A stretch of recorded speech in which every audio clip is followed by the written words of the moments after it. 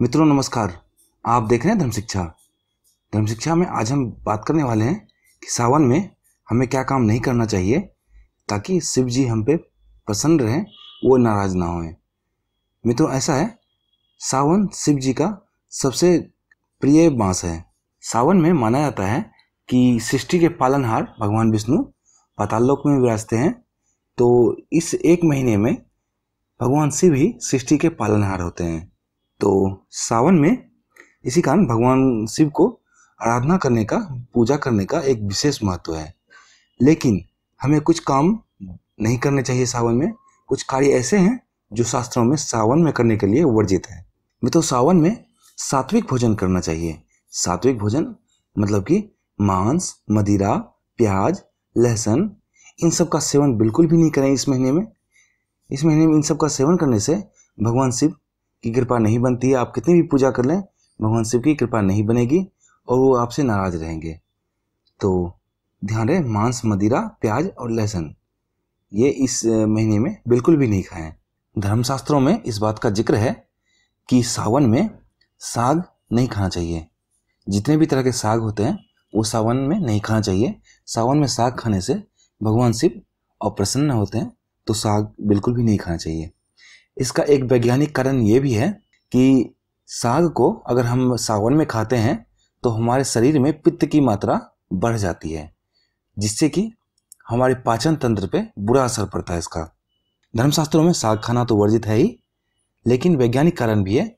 इस कारण भी आपको बचने चाहिए सावन में साग खाने से। साथ ही आप देखेंगे सावन में बारिश बहुत होती है, तो साग वगैरह पे कीट पतंगे, कीड़े वगैरह बहुत सारे रहते हैं। तो साग बनाते समय ये हमारे खाने में भी चला जा सकता है। तो इस कारण भी साग बिल्कुल भी वर्जित है सावन में। सावन में शिवलिंग पे हल्दी चढ़ाना बिल्कुल ही ज़्यादा वर्जित है।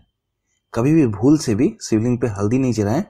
अगर आपको हल्दी चढ़ाना है तो आप नीचे जो जलाधारी होता है उस पर आप हल्दी रख सकते हैं। कोशिश करें हल्दी ना ही चढ़ाएं तो ही बेहतर है सावन में। ध्यान रखें, बिल्कुल भी हल्दी आपको नहीं चढ़ाने हैं सावन में। शास्त्रों में सावन में दूध का सेवन भी वर्जित है।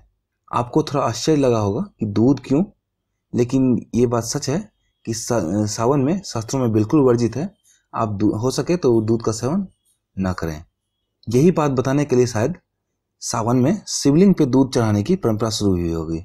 वैज्ञानिकों का अभिमत है कि सावन में अगर दूध हम सेवन करते हैं तो हमारे शरीर में पित्त की मात्रा बढ़ जाती है, जिससे कि पाचन तंत्र पे बहुत बुरा असर पड़ता है।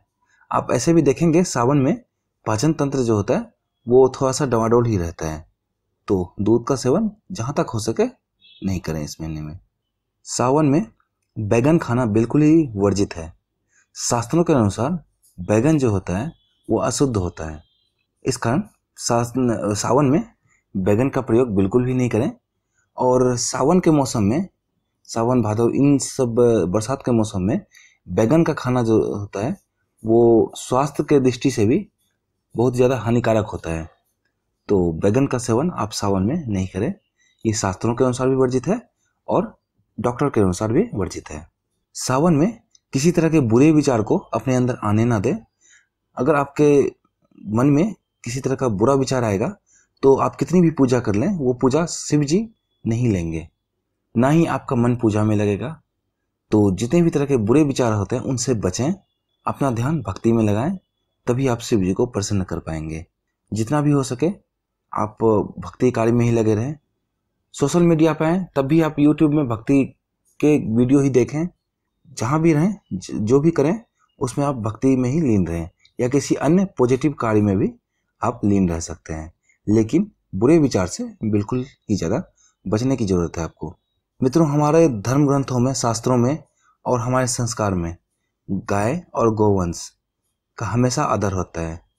लेकिन सावन के महीने में खास ध्यान रखें इस बात का कि जब भी आपके दरवाजे पे गाय या गौवंश, सांड या बछड़ा कोई भी आए तो उन्हें डांट के या मार के भगाए नहीं, उन्हें कुछ खाने को दें।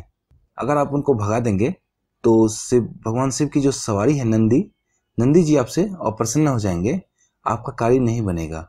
तो ऐसे भी हमें गौवंश का सम्मान करना चाहिए और सावन में आप इसका विशेष ध्यान रखें। तो मित्रों, इन चीज़ों का अगर आप ध्यान रखेंगे तो इसके साथ साथ अगर आप पूजा करेंगे मन से तो भगवान शिव की कृपा आप पे जरूर बनेगी। इन सब चीज़ों का जरूर ध्यान रखें। मिलते हैं किसी अन्य ज्ञानवर्धक वीडियो के साथ, तब तक के लिए नमस्कार।